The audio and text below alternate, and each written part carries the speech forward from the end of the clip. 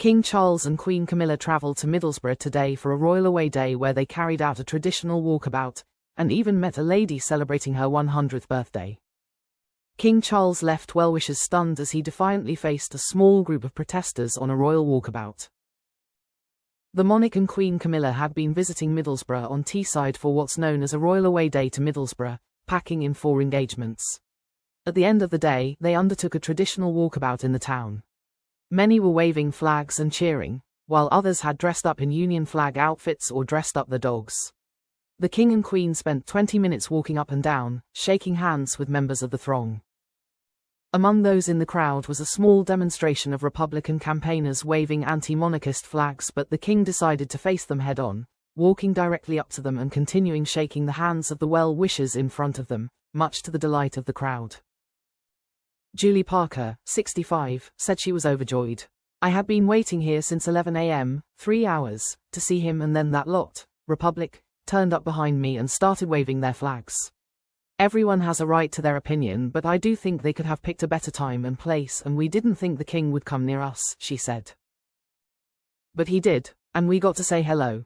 He's a remarkable man, he really is. We have a lot of admiration for him." Also on the walkabout, the King made the day of a centenarian who was celebrating her 100th birthday today, by personally handing her a card from himself and the Queen. He was introduced to Rona Grafton, who had been waiting patiently to meet him. He bent down and shook her hand and said, "A very, very happy birthday.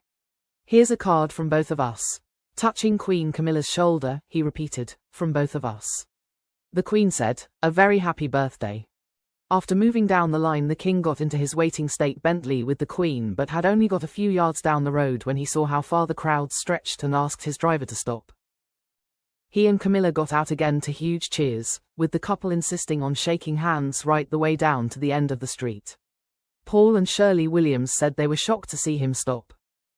"We thought we wouldn't get the chance and that maybe his car would slow down and he would wave out of the window," said Paul. "We couldn't believe it when they got out. He came up to me and asked me how he was.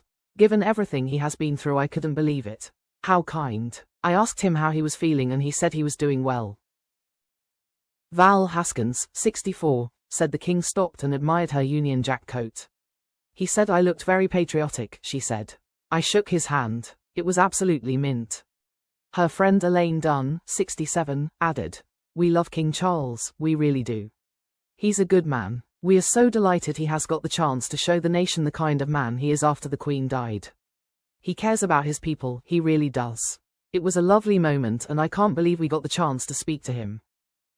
Earlier, the King said that his skiing days are behind me as he inspected a Swiss machine assisting in the production of wind turbines close to the town. During a visit to the world's largest offshore wind monopile factory, King Charles inspected and switched on a newly imported Swiss-made calibration roll machine. Charles, 76, discussed his favoured alpine sport with machinery expert Avzi Yousefi, who is temporarily in England from Basel, Switzerland, to install them in the Sia wind factory.